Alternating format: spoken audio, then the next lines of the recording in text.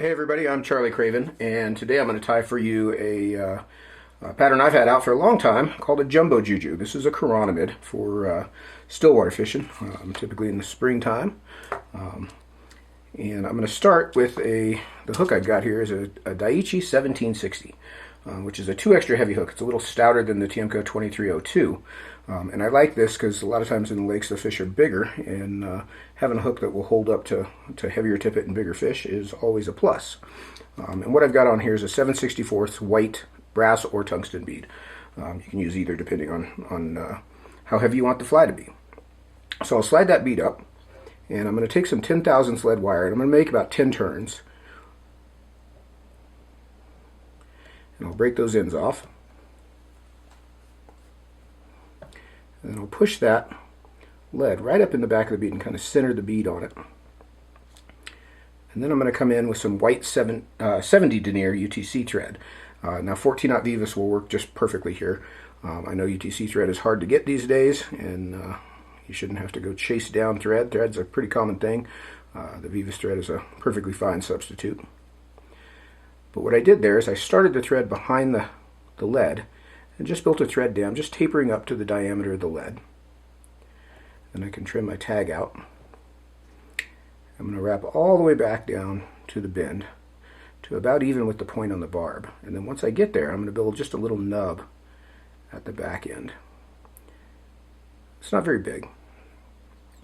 And then I'll let my thread start to unwind here, just to flatten it out a bit.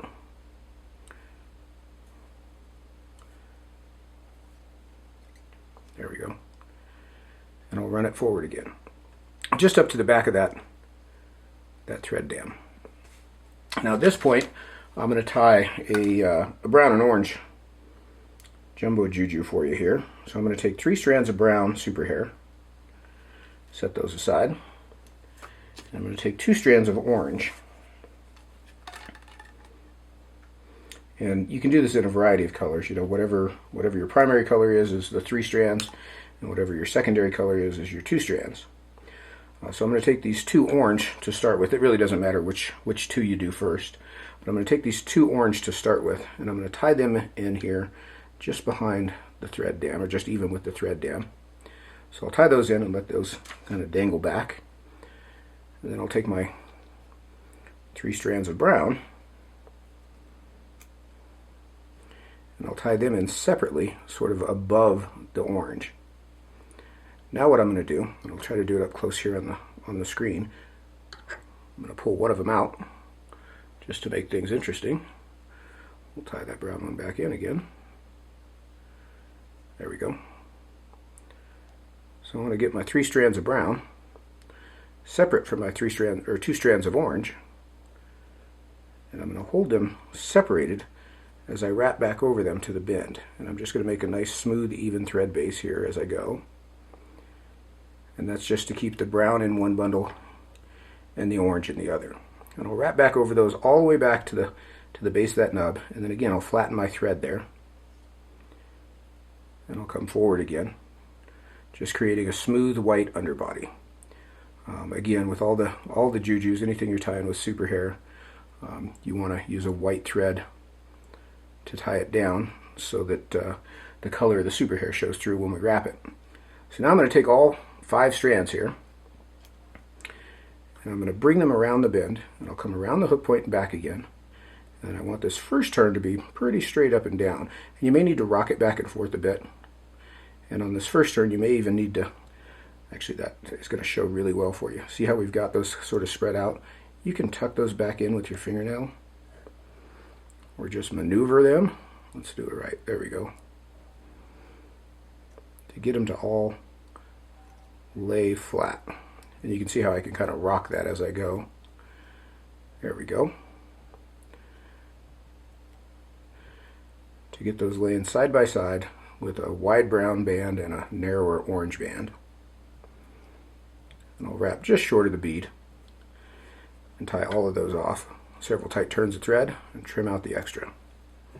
So we've got a nice variegated body there. And then I'll whip finish my white thread. Trim that thread out. And I'll come in with some 8/0 black. And again, 14/0 black is fine here too. And I'll move back about 1.5 bead lengths, I guess is what I'm going to say. And at this point, I'm going to tie in a piece of medium Opal Mirage flash. And I'm going to tie this in right up on top of the hook. Like so. And then I'll take a strip of Thinskin, and I've left this on the paper so you can see it. It's about 1/2 to 2/3 of the hook gap. And I'll separate it from the paper. And I'm going to tie it in right up on top for our wing case. I want my thread to buckle that around the hook. We've got a short thorax here. We're not going to build a very long thorax. Now I'm going to take some black superfine dubbing to build the thorax, and it's not going to take much. You can see we've got most of our bulk already built in here for between the lead and the tie down of all those materials. So we're just going to take a little bit of superfine and we're going to dub it on very tightly. And we're just going to smooth that thorax area out. So I'm going to go from the front edge of the bead back to the front edge of the wing case and forward again. And run out just behind the bead there. Like so. Then I'll pull my wing case, my Thinskin, over the top. And I like to bring the thread up over the top and hold the thread up with the Thinskin and then pull straight down to sink that and anchor it around the top of the thorax. And I'll pull my flash right through the center, tie it down with a couple turns, and then fold it back again. Now I'm going to come in and trim that Thinskin out. And the trick to trimming this Thinskin off around a bead is to make 2 cuts. One kind of angled up on the near side and angled down on the far side with the very tips of your scissors. And then I can come in and just nick that flash out. I'll just make a couple turns to cover that tie down and wood finish right up on top of there. I can trim that thread out. And now I'll come in with a red marker.